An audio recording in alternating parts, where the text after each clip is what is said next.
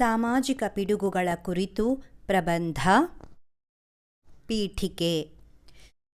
ಸಮಾಜದ ಅಭಿವೃದ್ಧಿಗೆ ತೊಡಕನ್ನುಂಟು ಮಾಡುವ ಕೆಲವು ಪದ್ಧತಿಗಳನ್ನು ಸಾಮಾಜಿಕ ಪಿಡುಗುಗಳು ಎಂದು ಗುರುತಿಸಲಾಗಿದೆ. ಇಂತಹ ಪದ್ಧತಿಗಳು ನಮ್ಮ ದೇಶವನ್ನು ಅಭಿವೃದ್ಧಿ ಪಥದತ್ತ ಕೊಂಡೊಯ್ಯಲು ಕಂಟಕವಾಗಿವೆ. ಇವುಗಳನ್ನು ನಿವಾರಿಸಿಕೊಂಡಾಗ ಮಾತ್ರ ಸಮಾಜ ಸ್ವಾಸ್ಥ್ಯವಾಗಿರಬಲ್ಲದು. ವಿಷಯ ಬೆಳವಣಿಗೆ, ಬಡತನ ಮತ್ತು ಅಸಮಾನತೆ. ಬಡತನವು ಹಲವು ಪಿಡುಗುಗಳ ಮೂಲವಾಗಿದೆ. ಇದು ಶಿಕ್ಷಣ ಮತ್ತು ಆರೋಗ್ಯದಂತಹ ಮೂಲಭೂತ ಹಕ್ಕುಗಳಿಂದ ಜನರನ್ನು ವಂಚಿತರನ್ನಾಗಿಸುತ್ತದೆ. ಬಡತನ ಮತ್ತು ಆರ್ಥಿಕ ಅಸಮಾನತೆಗಳು ಅಪರಾಧ ಚಟುವಟಿಕೆಗಳು ಹೆಚ್ಚಲು ಕಾರಣವಾಗುತ್ತವೆ. ನಿರುದ್ಯೋಗ. ಯುವಜನತೆಯಲ್ಲಿ ಹೆಚ್ಚುತ್ತಿರುವ ನಿರುದ್ಯೋಗವು ಹತಾಶೆ ಮತ್ತು ಅಸಮಾಧಾನಕ್ಕೆ ಕಾರಣವಾಗುತ್ತದೆ. ಇದು ಅವರನ್ನು ಸಮಾಜ ವಿರೋಧಿ ಚಟುವಟಿಕೆಗಳು ಅಥವಾ ಮಾದಕ ವ್ಯಸನದ ಕಡೆಗೆ ಸೆಳೆಯಬಹುದು. ಬಾಲಕಾರ್ಮಿಕ. ಬಾಲಕಾರ್ಮಿಕತೆಯು ಮಕ್ಕಳನ್ನು ಯಾವುದೇ ವ್ಯಾಪಾರ ಚಟುವಟಿಕೆಯಲ್ಲಿ ತೊಡಗಿಸುವ ವ್ಯವಸ್ಥೆಯಾಗಿದೆ. ಬಾಲಕಾರ್ಮಿಕ ಎಂದರೆ ಅಪ್ರಾಪ್ತ ಮಕ್ಕಳನ್ನು ಕೆಲಸಕ್ಕೆ ಬಳಸಿಕೊಳ್ಳುವುದು. ಅನಕ್ಷರತೆ.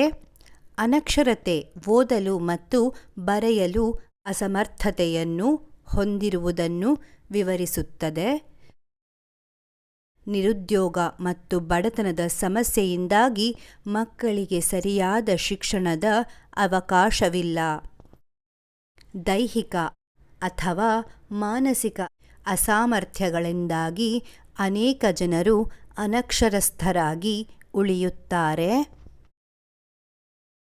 ಭ್ರಷ್ಟಾಚಾರ.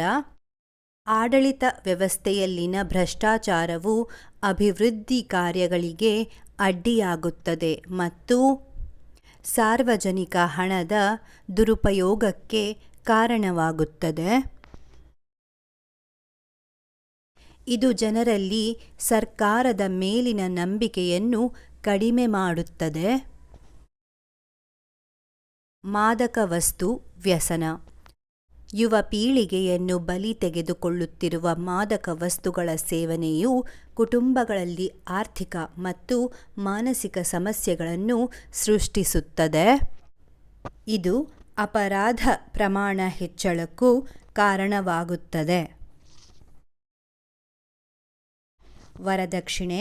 ವರದಕ್ಷಿಣೆಯು ಭಾರತೀಯ ಸಮಾಜದಲ್ಲಿ ವ್ಯಾಪಕವಾಗಿ ಹರಡಿರುವ ಕೆಟ್ಟ ಅಭ್ಯಾಸಗಳಲ್ಲಿ ಒಂದಾಗಿದೆ.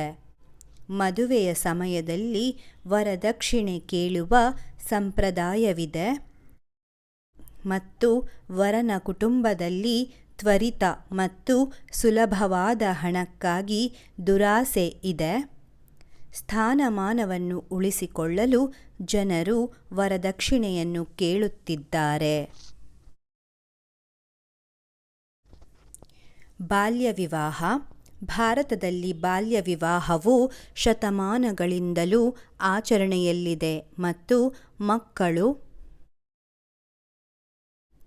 ತಮ್ಮ ದೈಹಿಕ ಮತ್ತು ಮಾನಸಿಕ ಪ್ರಬುದ್ಧತೆಗೆ ಮುಂಚೆಯೇ ಮದುವೆಯಾಗುತ್ತಾರೆ. ಬಾಲ್ಯ ವಿವಾಹವು ಮಾನವ ಹಕ್ಕುಗಳ ಸಂಪೂರ್ಣ ಉಲ್ಲಂಘನೆಯಾಗಿದೆ. ಇದು ಜೀವನಕ್ಕೆ ದೈಹಿಕ, ಮಾನಸಿಕ ಮತ್ತು ಭಾವನಾತ್ಮಕ ಗಾಯಗಳನ್ನು ಬೀರುತ್ತದೆ. ಉಪಸಂಹಾರ.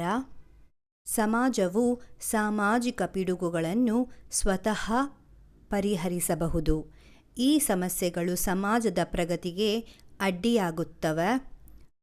ಉತ್ತಮ ಸಮಾಜ ನಿರ್ಮಾಣ ಮಾಡಲು ಸಾಮಾಜಿಕ ಪಿಡುಗುಗಳನ್ನು ಬೇರು ಸಹಿತ ಕಿತ್ತೊಗೆಯಬೇಕು.